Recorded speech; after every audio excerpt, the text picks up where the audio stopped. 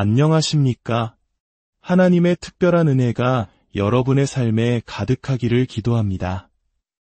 오늘 우리가 함께 나눌 이야기는 어쩌면 많은 분들이 당연하게 여겨왔던 생각에 깊은 질문을 던질지도 모릅니다. 바로 그리스도인의 결혼에 대한 이야기입니다. 이 이야기가 여러분의 마음에 울림을 준다면 구독과 좋아요를 통해 더 많은 분들이 하나님의 사랑을 나눌 수 있도록 도와주세요. 여러분의 작은 행동이 복음의 통로가 될 수 있습니다. 여러분과 여러분의 가정에 주님의 평안이 함께하기를 소망합니다.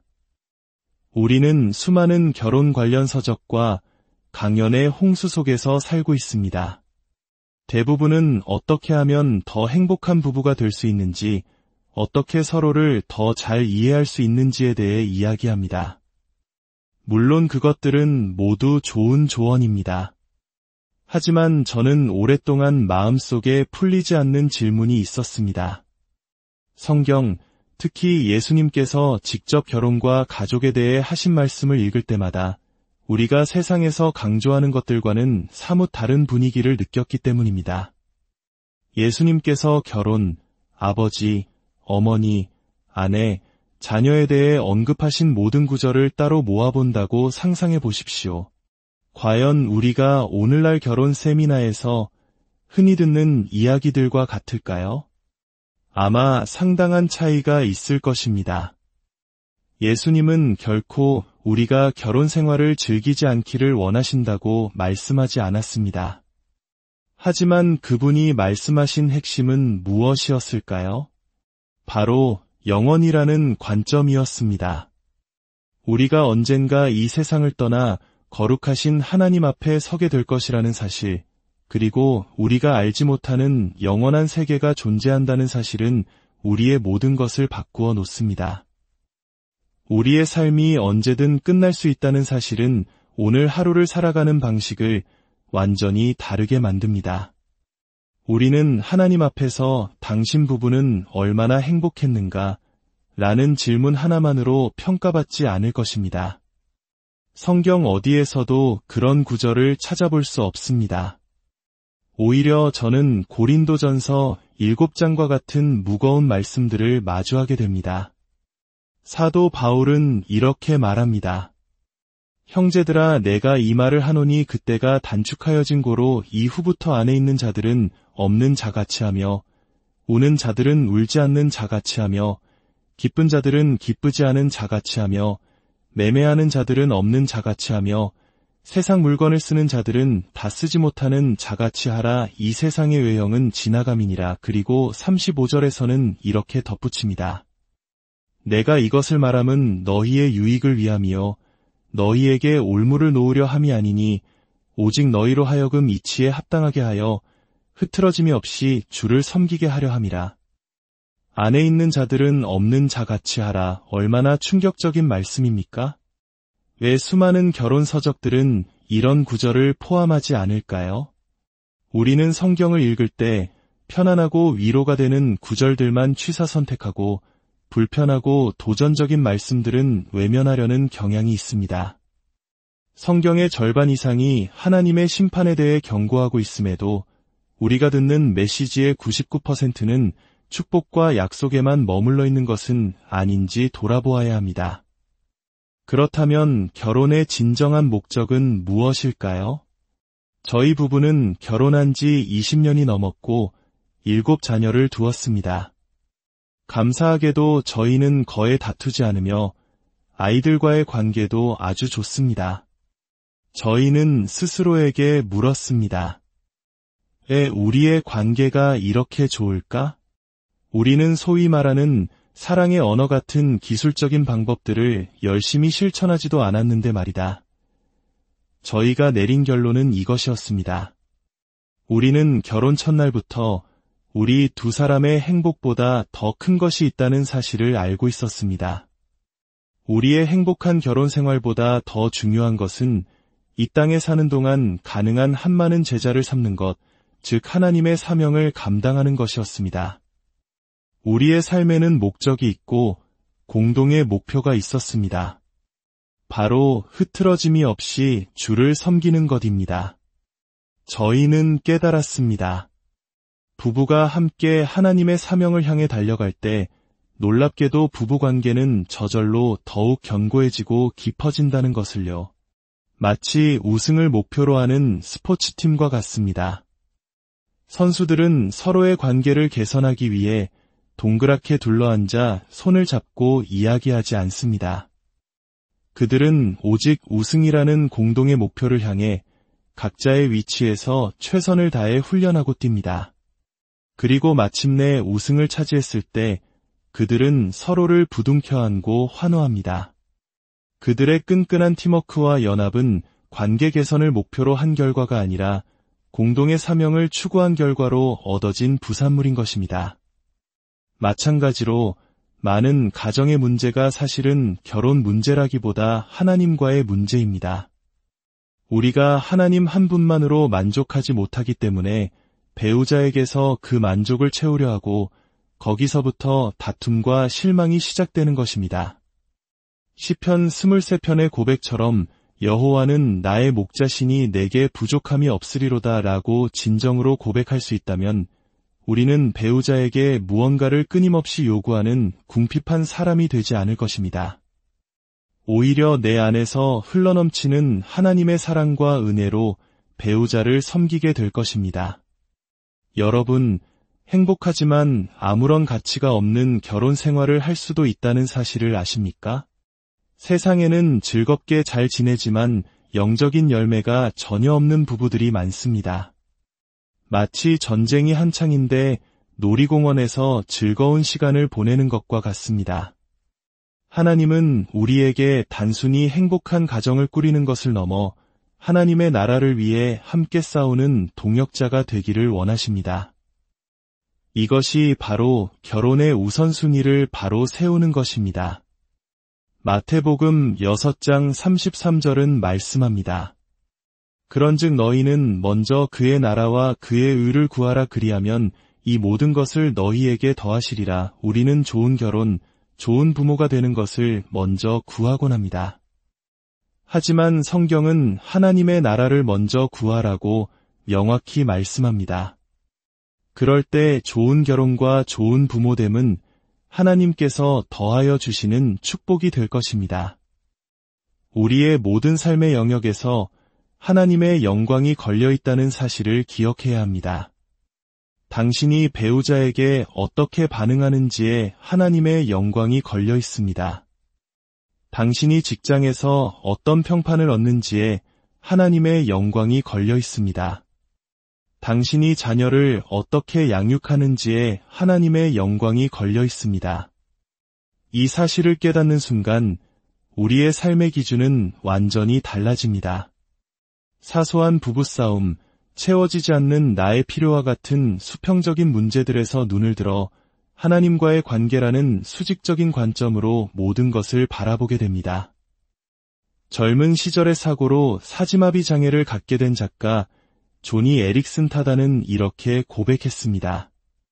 나는 내 휠체어와 그에 따르는 불편함에 대한 나의 만족감보다 훨씬 더 거대하고 우주적인, 즉 하나님의 영광이 걸려 있다는 것을 깨달았다.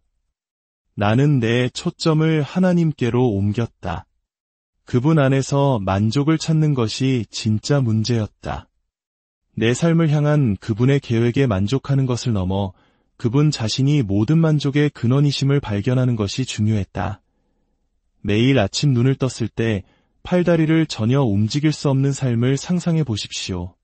다른 사람의 도움 없이는 침대에서 내려와 화장실에 갈 수도 머리를 빗을 수도 없습니다. 조니는 그런 삶을 수십 년간 살아오면서도 자신의 삶을 통해 하나님의 영광을 드러냈습니다. 그녀의 삶은 우리에게 이렇게 외치는 것 같습니다. 우리의 작은 결혼 생활, 사소한 다툼, 채워지지 않는 필요 때문에 하나님의 영광을 가리지 마십시오. 당신의 결혼 생활이 기쁨으로 가득하고 주님을 함께 섬기고 있다면 당신은 진정으로 주님 안에서 만족하고 있습니까? 반대로 당신의 결혼 생활이 고통과 실망으로 가득하다면 당신은 여전히 그리스도 안에서 만족하고 있습니까? 이것이 핵심 질문입니다. 남편 된 분들께 권면합니다. 가정을 영적인 방향으로 이끌어 가십시오. 아내의 눈을 들어 더 큰 그림, 우리가 이 땅에 존재하는 이유와 목적을 계속해서 상기시켜 주십시오. 저희 남편은 지난 22년간 저에게 그런 역할을 해주었습니다. 결혼 초 남편이 아프리카 단기 선교를 다녀온 적이 있습니다. 그때 저희에겐 두 아이가 있었죠. 그는 집에 돌아와 충격받은 얼굴로 말했습니다. 여보, 우리는 무언가 해야만 해. 우리 집을 팔고 평수를 절반으로 줄이고 가진 것들을 나누자. 저곳의 아이들은 굶주리고 있는데 우리가 이렇게 사는 건 옳지 않아. 솔직히 저는 그 말에 선뜻 동의할 수 없었습니다. 저는 아프리카에 가지 않았고 제가 가진 것들을 포기하고 싶지 않았습니다. 남편은 주님께 받은 부담감으로 힘들어했고 저는 그런 남편을 따르는 것이 버거웠습니다. 저는 남편에게 솔직하게 말했습니다. 당신을 따르겠지만 이 일이 기쁘고 기대된다고 거짓말은 할 수 없어요. 결국 우리는 넓은 집에서 절반 크기의 작은 집으로 이사했습니다. 처음에는 아끼던 물건을 친구에게 주면서도 마음이 아팠지만 시간이 지나면서 주님은 제 마음을 만져주셨습니다. 세상의 것들에 대한 저의 애착을 아름답게 끊어내셨습니다.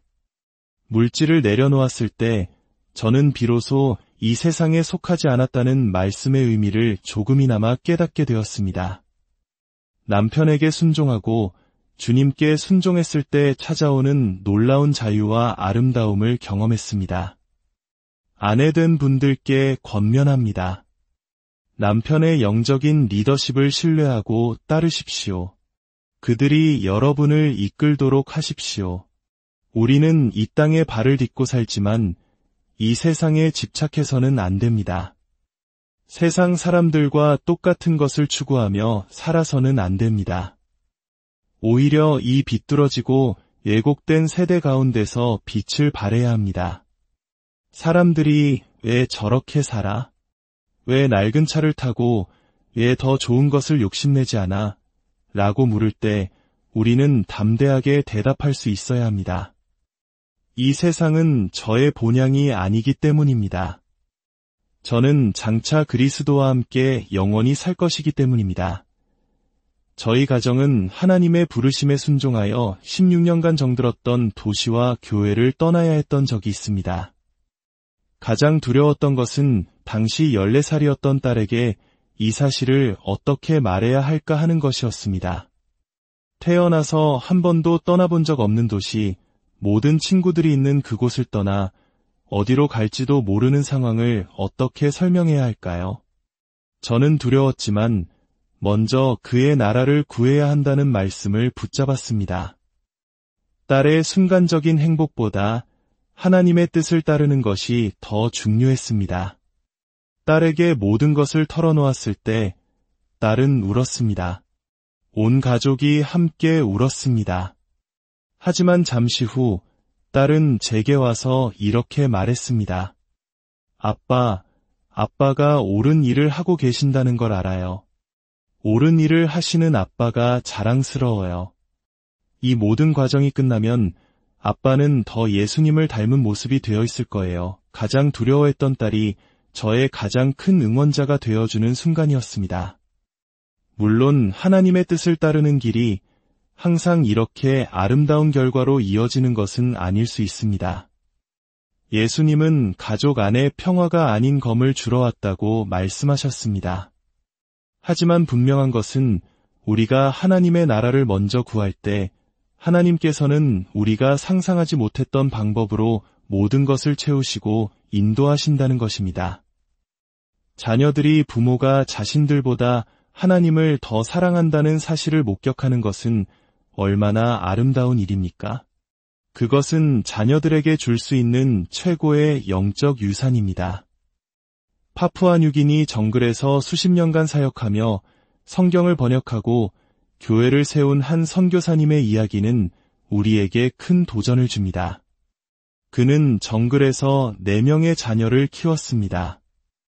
때로는 아이가 열병으로 죽어갈 때 하나님을 원망하기도 했고 자신도 병으로 쓰러져 헬리콥터에 실려 나가기도 했습니다. 원주민들이 화를 겨누는 위협적인 순간들도 많았습니다. 하지만 그는 자녀들이 18살이 되었을 때 그들의 눈을 보고 이렇게 말할 수 있었습니다. 얘들아, 너희는 엄마와 아빠가 복음을 위해 모든 것을, 심지어 너희의 생명까지도 걸었던 것을 보았다. 우리에게 복음보다 더 소중한 것은 없었다. 이제 너희도 그렇게 살아가렴. 그의 자녀들 중 3명이 지금 다시 파푸아뉴기니 정글로 돌아가 자신들만의 부족을 섬기는 선교사가 되었습니다. 이것이 바로 우리가 남겨야 할 믿음의 유산이 아닐까요? 우리 자녀들을 편안하고 안락한 신앙인이 아니라 하나님의 나라를 위해 싸우는 강한 용사로 키워야 합니다. 저에게 영원히 행복하게 살았습니다라는 동화의 결말은 이 세상의 모든 경주를 마친 후 제 아내와 아이들과 함께 하나님 앞에 서는 것입니다. 물론 천국에서는 더 이상 부부도 부모 자식도 아닐 것입니다. 하지만 저는 죄가 없는 그곳에서 우리의 관계는 이 땅에서보다 훨씬 더 깊고 완전해질 것이라 믿습니다. 그때 저는 그들의 눈을 바라보며 말하고 싶습니다. 얘들아, 내가 말했지? 모든 것이 그럴 만한 가치가 있었다고. 우리가 이 땅에서 희생했던 그 어떤 것도 아깝지 않다고 내가 말했잖니. 저의 아내는 우리의 결혼 생활을 어메이징 레이스라는 TV 프로그램에 비유한 적이 있습니다. 우리는 평생 동안 이어지는 어메이징 레이스의 한 팀이라는 것입니다. 우리는 작은 승리에 잠시 기뻐할 수는 있지만 거기에 안주하며 축배를 들 시간이 없습니다. 하이파이브를 하고 곧바로 다음 미션을 향해 달려가야 합니다. 싸울 시간도 없습니다. 레이스에서 싸우는 커플들은 결국 탈락하기 때문입니다. 우리는 계속 달려야 합니다. 마침내 결승선을 통과하고 그분의 품에 안길 때 그때 마음껏 축하하고 기뻐할 것입니다. 지금은 이 땅에 안락한 집을 짓고 소꿉놀이할 때가 아닙니다. 이 세상은 우리의 집이 아닙니다. 우리는 그저 다음 목적지를 향해 달려가는 경주자일 뿐입니다. 여러분의 결혼 생활은 어떻습니까? 두 사람이 한 팀이 되어 승리를 향해 함께 달리는 경주입니까? 아니면 각자의 행복을 위해 서로에게 무언가를 요구하는 힘겨루기입니까? 하나님의 나라라는 공동의 목표를 향해 함께 달려갈 때 우리는 가장 깊은 연합과 기쁨을 누리게 될 것입니다. 그것이 바로 하나님께서 계획하신 결혼의 신비이며 영광스러운 목적입니다.